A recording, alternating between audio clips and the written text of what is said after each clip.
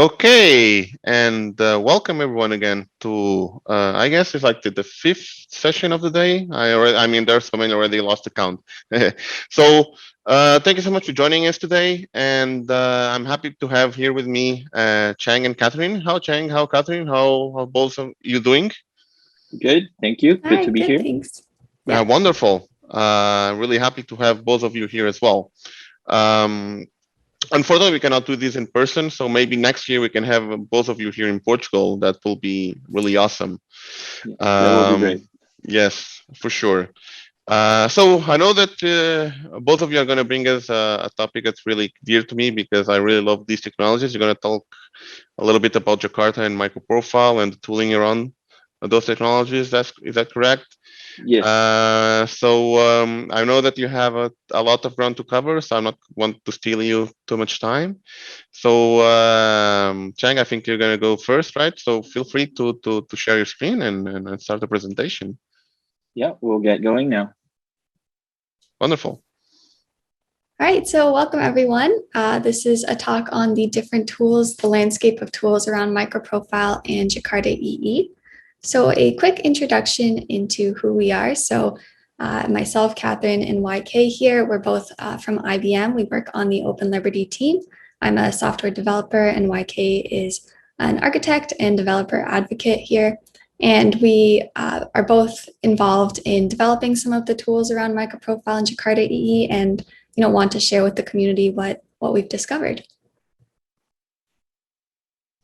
So we are both from Open Liberty. So Open Liberty, for those who don't know, is an application server for your Java microservices. And with that, we're going to be talking today about first MicroProfile, a bit about Jakarta EE, some of the different MicroProfile and Jakarta EE tools for developers, and then I'll end it off with a demo of some of these tools and actions and a quick summary. So with that, I will hand it over to YK.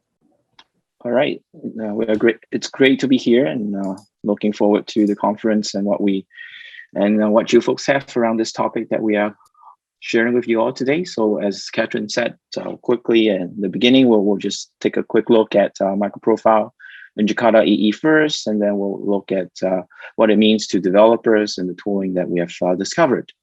So for MicroProfile is an open community effort looking at how we can optimize, coming up with the set of Java APIs that are optimized for microservices, right? So it started quite a few years ago as a community effort with different folks working collaborative on it. You can find out more information at microprofile.io, but essentially it's working towards defining a set of APIs that would be good for us to use to build microservices, right? So these would be a set of open cloud native Java APIs from building RESTful web services, right? So some of it are reused from Java EE or Jakarta EE, like JXRS or CDI and so on. But then on top of that, MicroProfile and the community itself introduced other APIs to help us use Java to build microservices. For instance, MicroProfile REST client to make it easier for us to have to code clients to talk to other REST services. And then when we look at microservices, we need to work with other services. So there's a set of APIs that help us integrate with other services, whether it's with Open API or dealing with errors through fault tolerance APIs and things like that. And obviously, we'll be operating in a cloud environment, right? So whether it's Kubernetes or other cloud environments, you'll be looking at APIs to help with ensuring that the environment can understand what's going on with your services, right? So these would be where APIs like health check, metrics, and open tracing comes in. So it's a very comprehensive set of APIs to help us build microservices in Java. And many runtime supported frameworks and runtime supported. This is a list of what's compatible with version 3 and actually version 2, 3, and 4 of MicroProfile APIs. Version 4 being the latest versions of the APIs, right? So a lot of vendors do support MicroProfile, so you have a healthy choices of runtimes and frameworks to use it from Wildfly, Lux to Open Liberty, to Virtual Liberty, Thorntail, Para. servers and JBoss, Quarkus, Paladin, and Tommy, right? So it's a very healthy set of runtimes and frameworks that you can choose from that will support MicroProfile API. So you can see there's flexibility, right? So if you, depending on your needs and your choices, you can work with one coding to the same APIs, and then you switch when you need to, right? So now, what about Jakarta EE, right? So in a sense, in my opinion, it goes hand in hand with MicroProfile, right? Jakarta EE has its roots in Java EE, right? A few years ago, Oracle donated that Java EE over to Eclipse Foundation, and the community has been working together again in an open manner, right? Collaboratively to move things forward, right? Starting with getting Jakarta EE8 going as an effort that we can build out under Eclipse Foundation, and then now we are at version 9 and 9.1 of the APIs. It's really about enterprise Java applications for the cloud native world, right? And doing so in an open and collaborative manner, and then to drive innovation forward at a much faster pace. And now taking a look at the APIs that it provides, right? I'm sure these are familiar names, right? From the web profile to the whole platform, right? And looking at things like authentication and batch and bean validation and JPA and things like that. It's really what we are used to from the Java EE, and now under Eclipse Foundation as Jakarta. Again, like MicroProfile, many different runtimes and frameworks support it, right? So this is a view of the list of runtimes and frameworks that are compatible with Jakarta EE9.1, right? So both for the full platform and web profile, as you can see, there's different runtimes here, right? From Tommy to the reference implementation and Glassfish to OpenLibrary, right? And so on. This is the list for EE9. So I mentioned EE9, Jakarta EE9. This is the first release of the APIs where we changed the namespace from JavaX to Jakarta. So that would enable us to move forward to build, to innovate on the APIs to bring out what developers will need under the Jakarta umbrella, right? So this is the first version of Jakarta that's solely under the Jakarta namespace, which is exciting and great, right? So again, you can see the list of runtimes that support it, that's compatible with Jakarta EE9.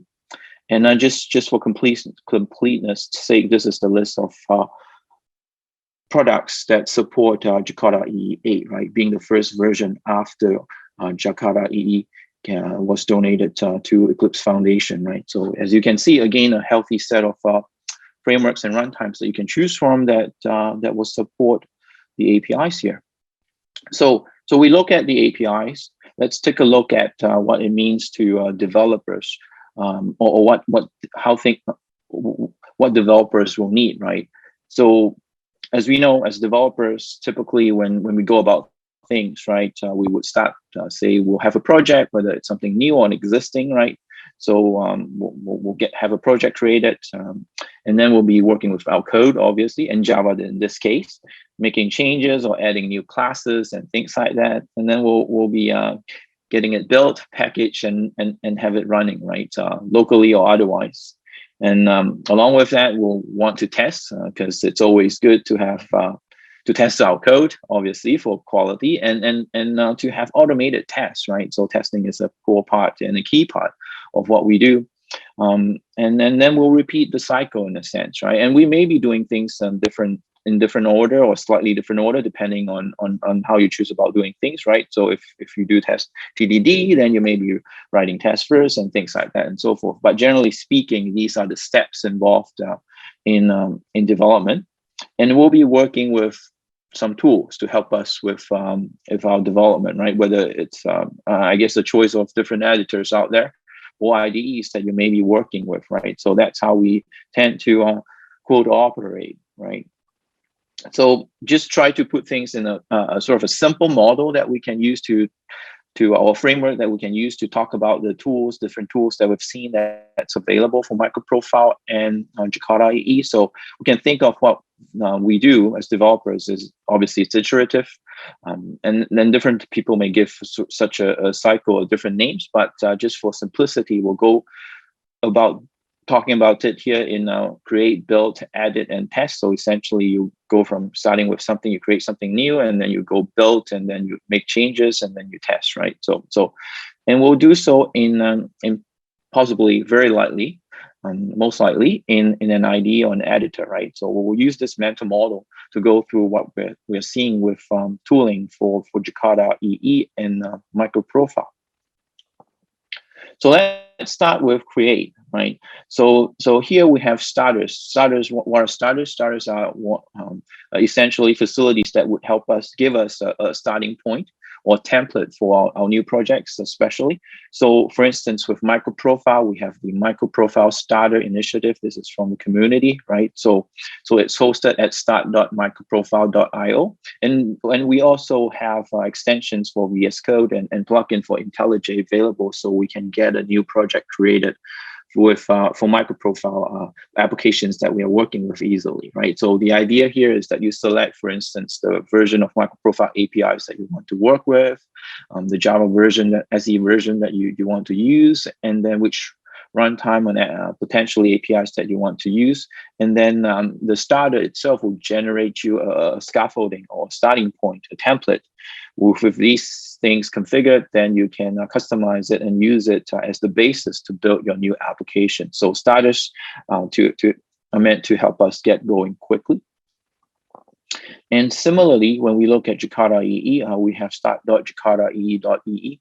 Start.jakarta.ee, right? So this is an initiative from the Jakarta EE efforts to provide a starter, right? If you go visit the website now, you can get a sample of a starting template that we can use. And I know the community has been discussing what building a sort of a starter like what I was saying for MicroProfile here for Jakarta EE, right? So this is another tool that's available that we can use.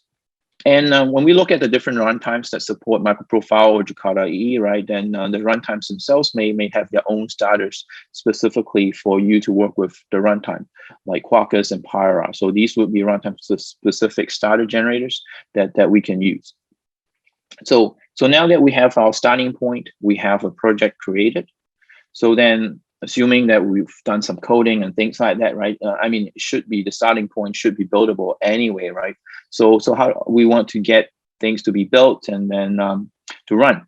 So how do we? What assistants are available to help us with that? Well, surprise, surprise, the usual Maven or Gradle plugins are available, right? So these would be pretty much standard these days already, because Maven and Gradle in the Java world are typically what we use to build our stuff, right? The build tools that we use to build our stuff. The plugins themselves would give us the facilities to help us work with the different runtimes and integrate them into a part of our build life cycle and obviously our CI/CD, right? So different runtimes will provide their own build plugins that we can use to make it easier for us to work with them and configure them in our Palm or Gradle file, right? So that's build. And one thing to note here that's kind of special is really hot deploy or auto deploy or dev mode capabilities, right? Different people will call it differently, but essentially the idea is to take away as much as possible what developers used to do manually, whether it's to with build, packaging, and deploy, and optimize or automate that behind the scenes for developers, so developers can focus on coding, right? So certain runtimes will support it.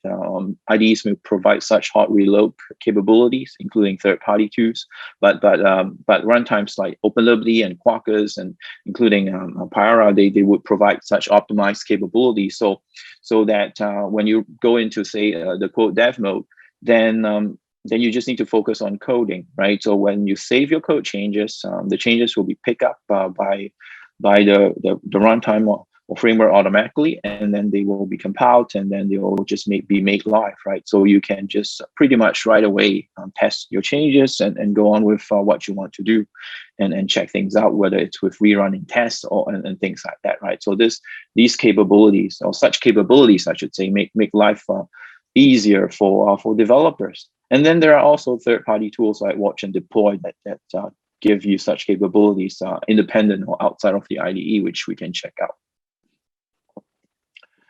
Now, so we have things building, right? So obviously making code changes is a very important, or if not integral, part of what developers we do, right? So what about editor or IDE integration? Yeah, there are a healthy set of plugins, I should say, or extensions for the different MicroProfile and Jakarta EE runtimes out there. So whether it's with Eclipse IDE or IntelliJ or Visual Studio Code or NetBeans, there are different plugins or extensions available for the runtime. They would help us with, obviously, again, working with the runtimes of frameworks, at the same time providing additional assistance with coding to what we need, right? Which we'll get into in a bit, right? So you can check these out. Typically, you would go to the marketplace for, say, Eclipse or Visual Studio Code or IntelliJ. You'll find the list of extensions or plugins available. For instance, in the screenshot here, we have Visual Studio Code. So if you go there and search for MicroProfile, you can find the set of plugins that you can use to work with the different runtimes that support MicroProfile.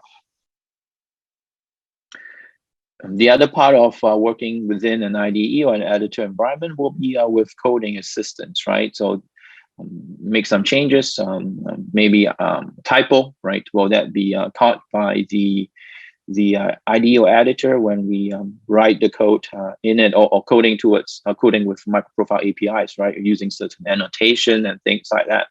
Hopefully, it'll be nice if they can be automatically detected and will be warned, right? So yeah, there is coding assistance for working with MicroProfile and Jakarta EE. Here with MicroProfile, there's an effort under Eclipse Foundation to Eclipse LSP for MP to working on a language server for MicroProfile, so to help us with coding using MicroProfile APIs, right? So everyone is welcome to contribute and participate in the project, right? So, and this is what Kathryn and I are involved into, right? So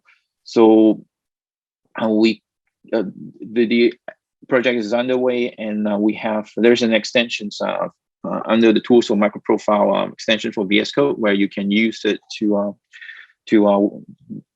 get the language server to give you things like code completion help, assistant and diagnostic and quick fixes.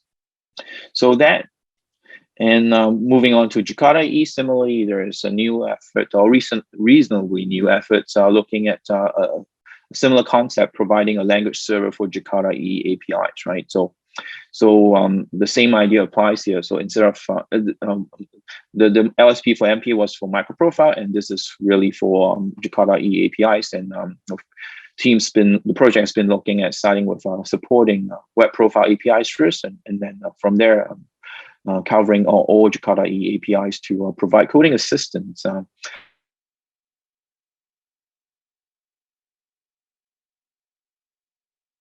What more when it comes to editing help? So there are code generators out there to help us generate scaffolding or boilerplate code. For instance, when we work with MicroProfile REST client, right? So there's a MicroProfile REST client generator that we can use. So if we are going to, if we want to use CLI, it's available as part of the Open API tools. If you want to work with, for instance, VS Code, there is a VS Code extension for it. But essentially, it will take in an Open API doc and generate a REST client interface for you that you can work with, right? Similarly, if you are working with server side, Open API tools provide JAX-RS stubs generation too. So these are sort of examples of code generators to help us, I guess, speed up our coding process. Now, we'll talk about starting create and then build and then editing. Now let's get quickly into tests. So yeah, testing is important, and there are also automated testing tools or help, right? The usual suspects are all here, right? JUnit or Quillian, and with Quillian and different runtimes and frameworks will support it, right? So they may provide plugins that you can use to work with Quillian. And then certain runtimes, they will have their own facilities too. For instance, Quarkus and Tommy there that we listed, that would help you to write automated tests that's for the runtime, right? And I guess with the advent of containers and containers being popular, it gives us opportunities to make life easier as we write automated tests, right? As we know, containers give us a very lightweight virtualization, and that makes it easier for us to bring in dependencies that we need or start up wherever we want to use in different environments quicker and more flexible manner, right? And when it comes to testing, as we know, sometimes even in automated tests, beyond unit testing, right, especially when it gets to integration tests or even more system-like testing, you may need to bring in dependencies, right? Prior to containers, you may have to figure out how you would do it, right? Different codes and your own frameworks or ways to bring these dependencies up so you can test more in a true to production or as close to production manner. But with containers, that life can be made simpler with frameworks like test containers, and on top of that, micro shared testing, right? So they would make it easier for us to bring in dependencies that we want to work with in test as test containers essentially, and then make life easier as we code the automated tests, right? So and micro shared testing itself, for instance, try to provide additional integration for MicroProfile APIs and things like that. So these are what's available when it comes to testing. So I went through we went through the whole sort of life cycle and what's available that we've discovered quickly. And then there's also additional materials or assets or collaterals that we can look at. For instance, extensions for MicroProfile, it provides different, I'll call them quote samples to help with whether it's with writing MicroProfile config, externalizing things with MicroProfile config in different forms, right? Or with different health check probes and things like that. So there are samples under microprofile-ext.org that we can check out.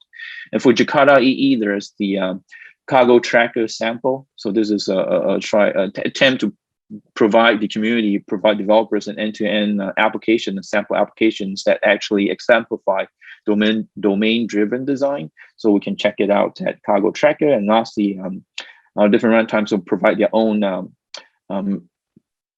assets to help. For instance, OpenLibD provides a set of guides that covers all MicroProfile APIs and also Jakarta EE APIs that you can check out just to get going and learning about the APIs and using them in say 20 minutes or so and stuff like that, right? So these are additional materials that would help us get going working with MicroProfile and Jakarta EE APIs. So now I will hand it over to Kathryn to show us the tools in action and to wrap things up. All right, thanks, YK.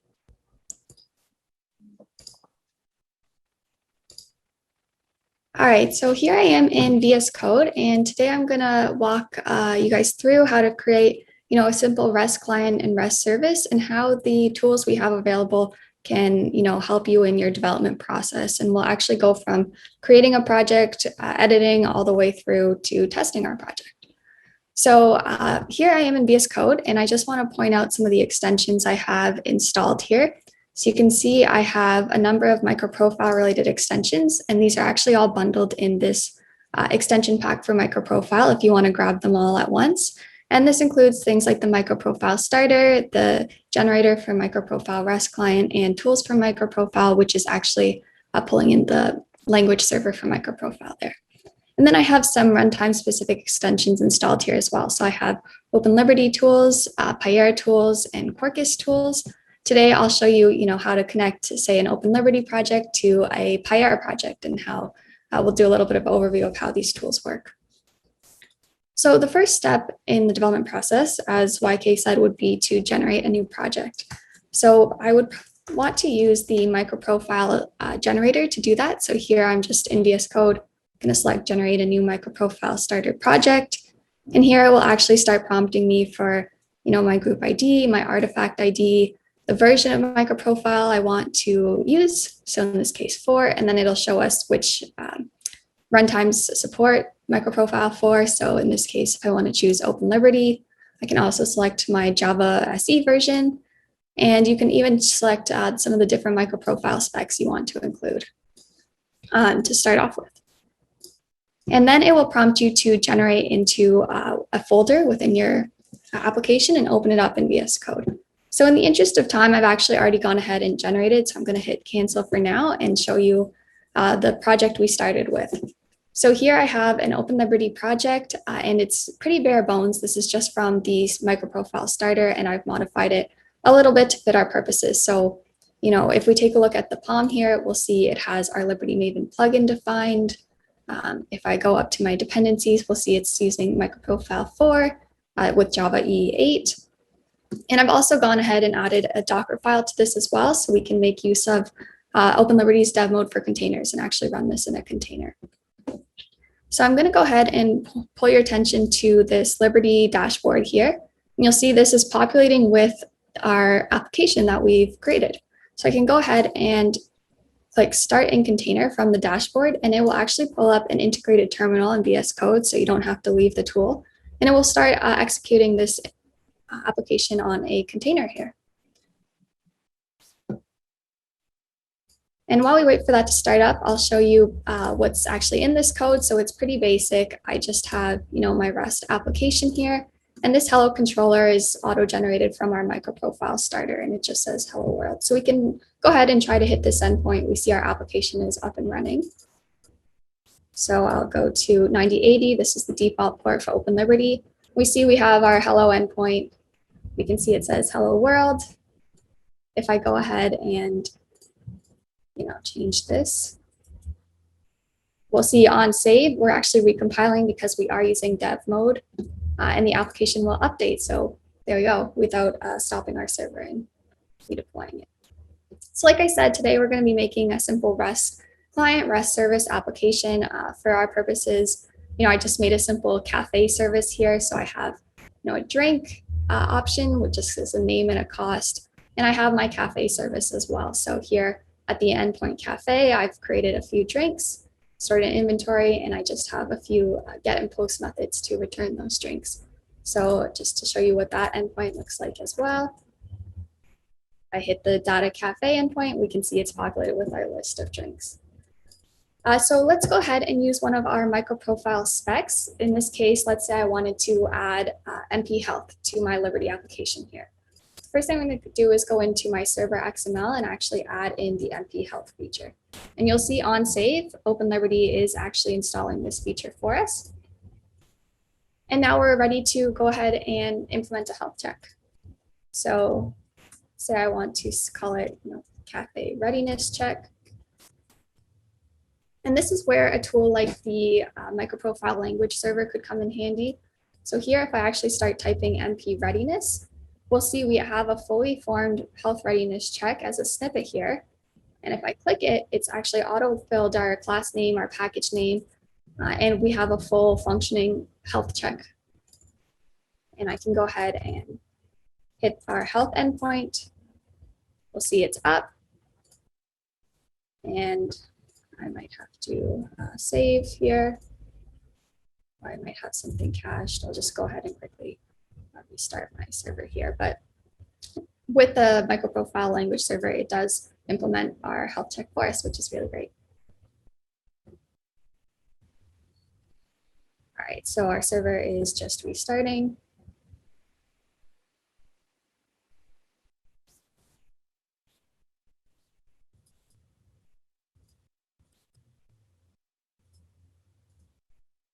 Let's see, it might have changed our port on us. All right, there we go. So I just had to restart quickly.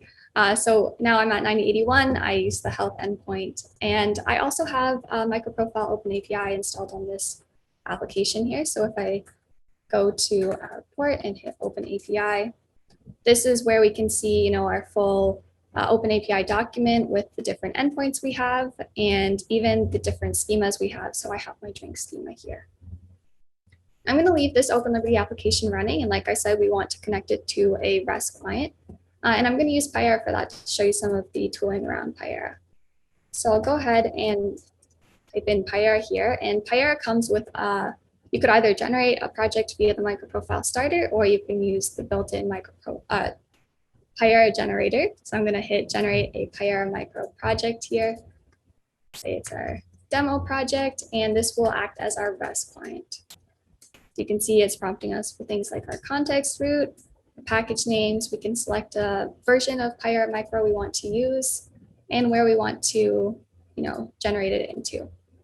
And this will call on the Pyera generator. And you'll see it's generated, so I'm going to add it to our same workspace here. And you'll see here I have this Pyera micro instances dashboard here, and it has actually already populated with our newly generated application. And if we take a look, this application is pretty bare bones as well. First thing I want to do, is update the version of the MicroProfile because we are using MicroProfile 4 in Open Liberty, so we'll just keep it consistent across. And you can see it has, our Jakarta dependencies, our MicroProfile dependencies, and it's using the Pyera MicroMaven plugin here. If I take a look at the code, first thing we want to do, as always, is create our application. So I'll just say, it's our REST client application. And in the interest of time, I will copy this over from when I already created here. All right, so I'm just saying at our REST application will be available at the client endpoint. And now we want to make use of the models and the service we created here in our Open Liberty application. So this is where something like the MicroProfile REST client generator could come in handy. So I know it's a little small, but it says generate a MicroProfile REST client. And what this will do is ask for an open API file, or we can actually give it a URL here. So in this case, I'm going to point it to our URL from our Open Liberty application. It will prompt us where to generate into, our package name, and here it's generating our MicroProfile REST client interface. And now we can see we have two new folders here, API and models. And if we take a look at what is actually in this, we have a blurb about how it's an auto-generated. I'm just going to do that import statement for now. And we have this default API class. And you'll see it's actually populating with the endpoints we declared in our Open Liberty application. We have some exception wrappers as well, and it even created our drink model, so our cost and our name. So we don't have to create that code, it's all created for us, which is very useful. And so I'll go ahead and make my controller class here in our REST client. And again, I'll just, in the interest of time, over here. So here I have a cafe controller class. I'm scoping it to just this application. I have my path here, and here is interesting. I'm injecting my cafe service. And again, this is where the MicroProfile language server could come in handy. Another snippet, if I type np irc, we have code to inject a REST client, and it does populate for you. So here I'm using my default API class, our cafe service. The MicroProfile language server also delivers diagnostics to you. So let's say I just injected like this. I didn't put my REST client annotation. Now this actually goes against the spec from MicroProfile, and our language server will warn us right away. If it says we should have the @REST client annotation, and it will even give us a quick fix to add that back in. So the idea here is you don't have to, wait for your application to deploy, see what's wrong, view it in your output. It's delivered directly within your IDE. All right, I'm going to go ahead and start my Pyera service here. So, actually, one thing I did forget is to add our path here on our register REST client here. So I'm going to add my base URI path, and this will be to my Open Liberty application here. All right, so I'm going to go ahead and start it from directly this Pyera dashboard here. And the Pyera dashboard operates slightly differently from the Liberty one. You see it is actually working in the output tab. versus an integrated terminal.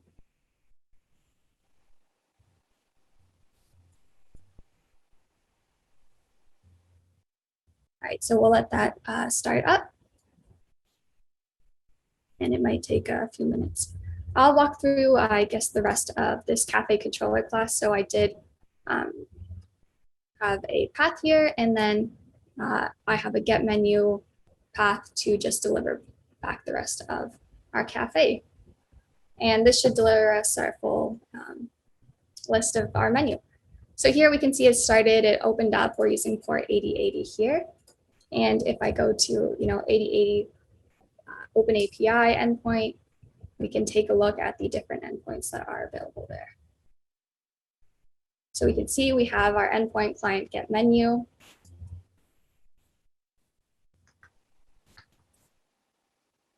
And here we can see it's populated with our menu. So just like that, we've easily connected, an OpenLiberty application to a Pyre application, a simple REST client, REST service.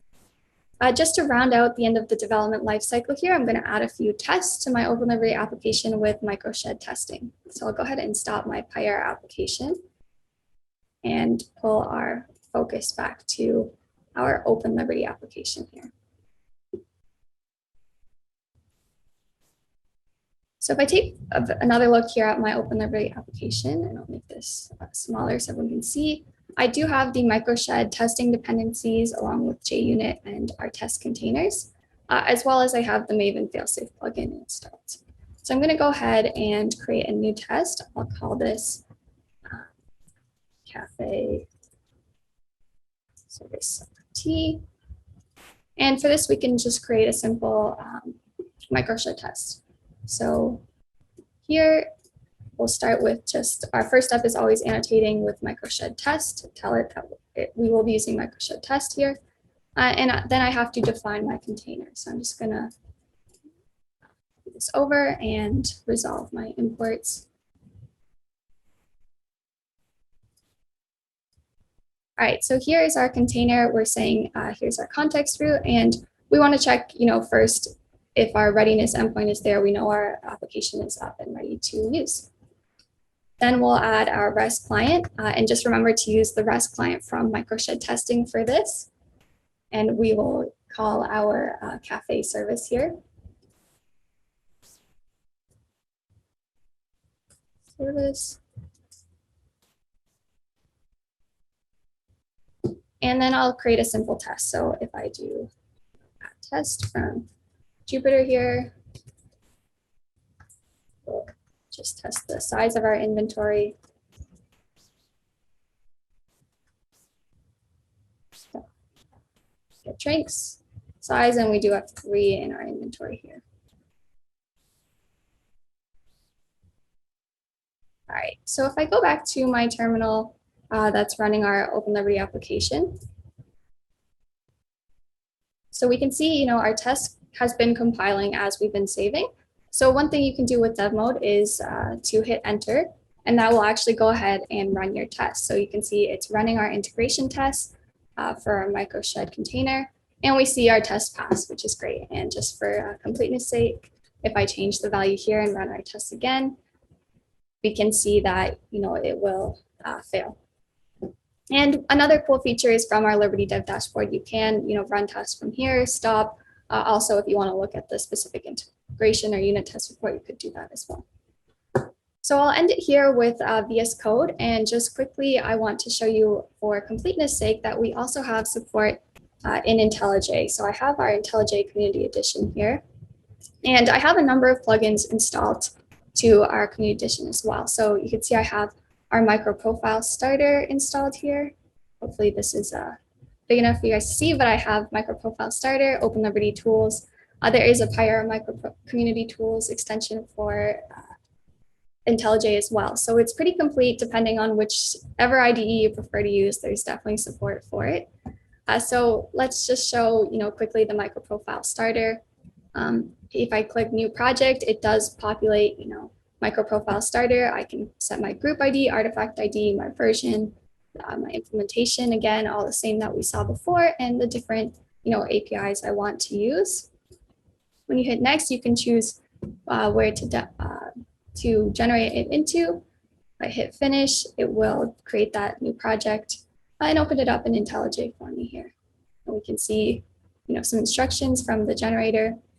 And I'll show you as well, we do have our Liberty Dev dashboard here that will display our projects as well. So here we have, service A, service B, it's displaying our different applications.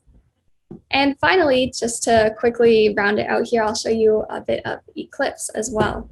So as YK mentioned, we do have the LSP for Jakarta project as an incubator project under the Eclipse Foundation. Now it's not out in the marketplace yet, but I wanted to give you a quick demo of the functionalities we have and what sort of it looks like basically. So here I have the same application. The only difference now is I have changed it to use Jakarta EE-9.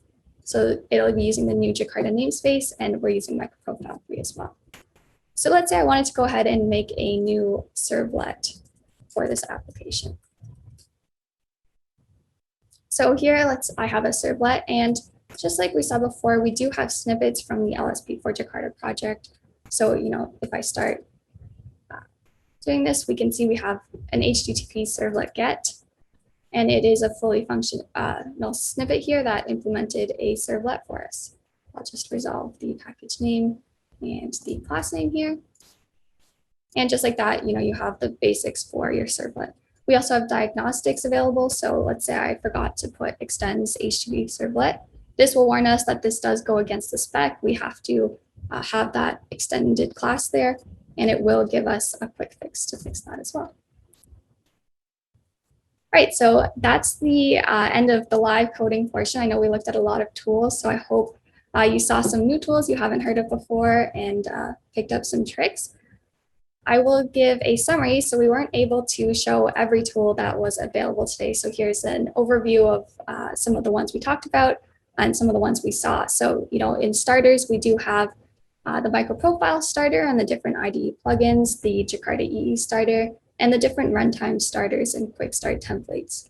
For build and run, we have our Maven and Gradle build plugins, with some of them offering hot deploy or dev mode, so you can keep deploying your application as you code. And for IDE or editor integration, we do have the Eclipse language server for MicroProfile, or LSP for MP, that is available on the VS Code marketplace right now. And coming soon will be the Eclipse LSP for Jakarta project with our Eclipse IDE to start. And you can go get involved in that project as well. All of these are in the open.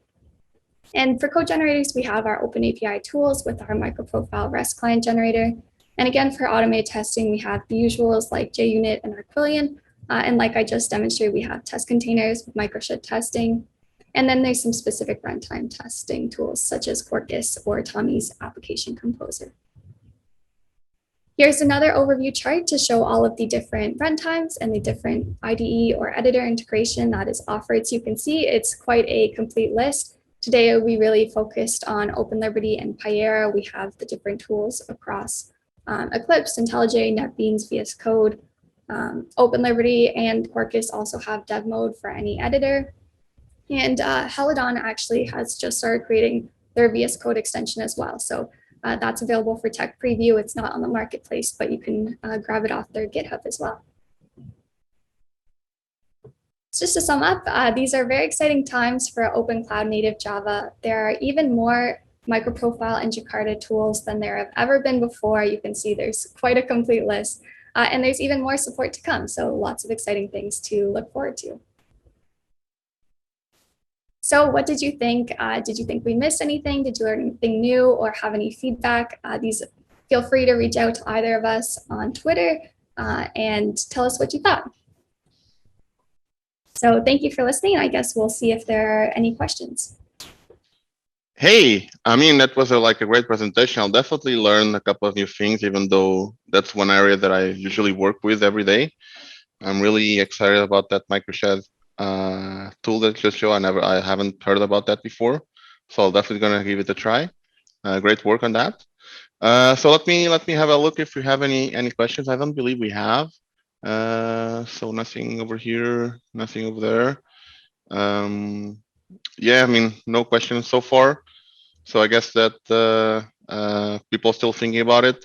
But I'm guessing that if there are any questions, they can reach out to you on Twitter, right? Yes, Definitely. for sure. Yeah, we welcome Wonderful. any questions, feedback, or discussions. And Wonderful. So since we don't have any questions left, I'll let both of you go. So thank you so much for joining us today, and hopefully we can meet each other in person real soon, right? Yes.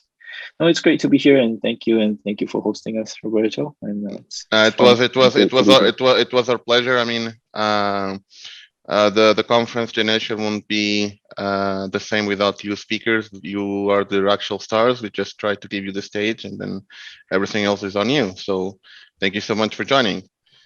Thank you. Thank you. Okay. So we're gonna do like a quick break. The